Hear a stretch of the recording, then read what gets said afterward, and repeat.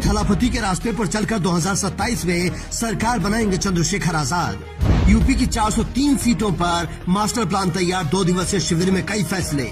दक्षिण की जीत से चंद्रशेखर को मिला दम, यूपी चुनाव 2027 के लिए कसी कमर। उत्तर प्रदेश की सियासत में मिशन 2027 का बिगुल बज चुका है।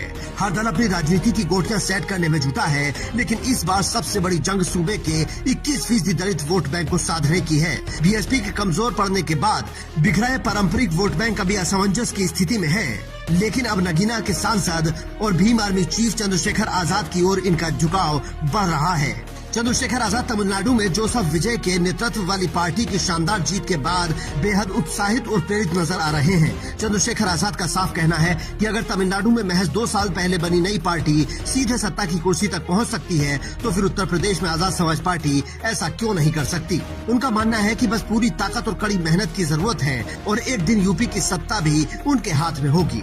ऐसे ही कौन कहता था कि विजय जो है, जोसेफ विजय चंद्रशेखर टीवीके के राष्ट्रीय लीडर जो हैं, वो सबसे बड़ी पार्टी बन जाए। कोई कहता 10 सीट जीतेंगे, कोई कहता 5 सीट जीतेंगे, कोई कहता था कि वोट तो मिल जाएगा लेकिन बहुत बड़ी ताकत तो नहीं बनेंगे। लेकिन कहते हैं ना कि संघर्षों के साय में घनघोर जवानी चलती है, पलती और इतिहास उधर झुक जाता है जिस ओर जवानी चलती है।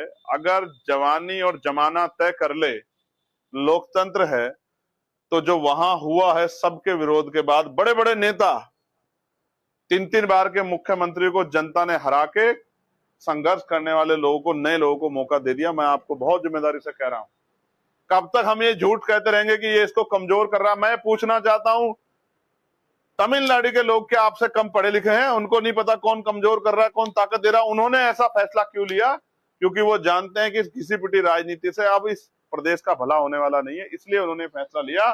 उत्तर प्रदेश के अगर हमारा संगठन, हमारे नौजवान, हमारे सीनियर लोग, हमारी पार्टी के जो और हमसे प्यार करने वाले, समर्थन रखने वाले बुद्धिजीवी अगर वो संघर्ष कर लें, तो अगले 8 महीने बाद, हम पे भी इतना ही समय बचा है 6-7 महीने का, उत्तर प्रदेश में भी ऐसी परिवर्तन की बहार आपको देखने को मिलेगी।